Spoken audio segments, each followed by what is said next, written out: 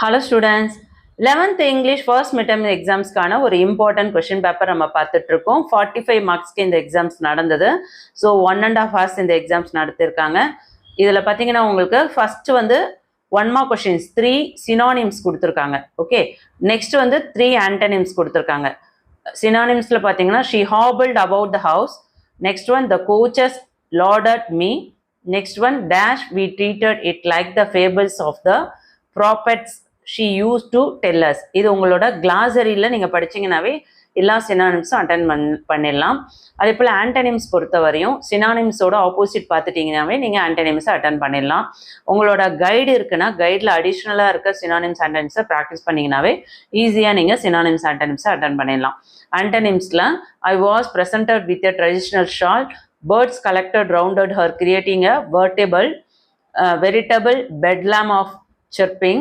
I was not accustomed to the food there. So இது மூணுமே வந்து ஆன்டனிம்ஸில் கொடுத்துருக்காங்க. நெக்ஸ்ட் 6 1 mark கொஷின்ஸ் கொடுத்துருக்காங்க.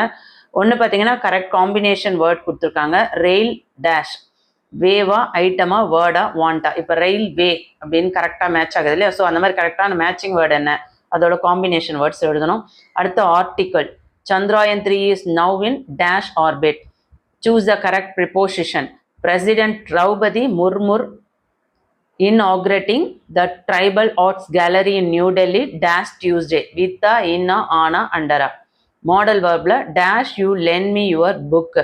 அதுக்கடுத்து ப்ரிஃபிக்ஸ் கேட்டிருக்காங்க. அடுத்து ஹோமோஃபோன்ஸ், அதுக்கடுத்து டென்சஸ். ஸோ இது எல்லாமே அவங்க டெக்ஸ்ட் புக்கில் பேக்கில் இருக்கு இல்லையா ஒக்காபுலரி, இதை நீங்கள் ப்ராக்டிஸ் பண்ணாவே ஃபுல்லாக அழகாக அட்டன் பண்ணலாம். உங்கள் டெக்ஸ்ட் புக்கில் இருந்து மட்டும்தான் கேட்பாங்க, ஈஸியாக மார்க் ஸ்கோர் பண்ணிட முடியும். புரிஞ்சுதுங்களா? அதுக்கு அடுத்தது பார்த்தீங்கன்னா டென்சஸ்லாம் கூட இதுலேயே கொடுத்துருக்காங்க பாருங்கள். இதையும் பாருங்கள், உங்கள் டெக்ஸ்ட் புக்கில் நிறைய டென்சஸ் கொடுத்துருப்பாங்க. ஸோ அதை ப்ராக்டிஸ் பண்ணிங்கன்னா உங்களுக்கு ஃபுல் மார்க் கிடச்சிரும். Read the sets of poetic lines given and answer any 2 of the questions that follow. poetic lines கொடுத்துட்டு அதுலேருந்து உங்களுக்கு கொஷின்ஸ் கேட்குறாங்க. ஸோ இதில் வந்து உங்களுக்கு ஏதாவது 2 கொஷின்ஸ் அட்டன் பண்ண சொல்கிறாங்க. டோட்டலாக 4 marks. 15th one, most of all I want to relearn how to laugh for my laugh in the mirror. So உங்களுக்கு 15, 16, 17 மூணுமே வந்து வெரி இம்பார்ட்டன்ட். ஆல்ரெடி நான் 11th இங்கிலீஷில் யூனிட் 1 யூனிட் 2ல் எதெல்லாம் படிக்கணும் டீட்டெயில்டாக வீடியோ போட்டிருக்கேன். அந்த வீடியோவோட லிங்க்கும் உங்களுக்கு நான் டிஸ்கிரிப்ஷனில் கொடுக்குறேன், பார்க்காதவங்க போய் பாருங்கள். இதில் இருக்க இந்த 3 கொஷின்ஸ்லேருந்து எனி 2 கொஷின்ஸ் அட்டன் பண்ண சொல்கிறாங்க. நெக்ஸ்ட் பார்த்தீங்கன்னா explain the following with reference to the content. So ஒரு ரெஃபரன்ஸ் கொடுத்துட்டு அதுலேருந்து நம்ம கண்டென்ட் எழுதணும். இது poetic லைன் கொடுத்துட்டு அதுலேருந்து நம்ம அதை பேசேஜை நம்ம கன்வெர்ட் பண்ணி எழுதணும். இது வந்து உங்களுக்கு 3 கொடுத்துருக்காங்க, அதுலேருந்து 2 சூஸ் பண்ணி எழுதணும். I have learn to wear many faces like dresses. Next one, they do not ever in the dealings consider one another's feeling. Next one, feel at home come again.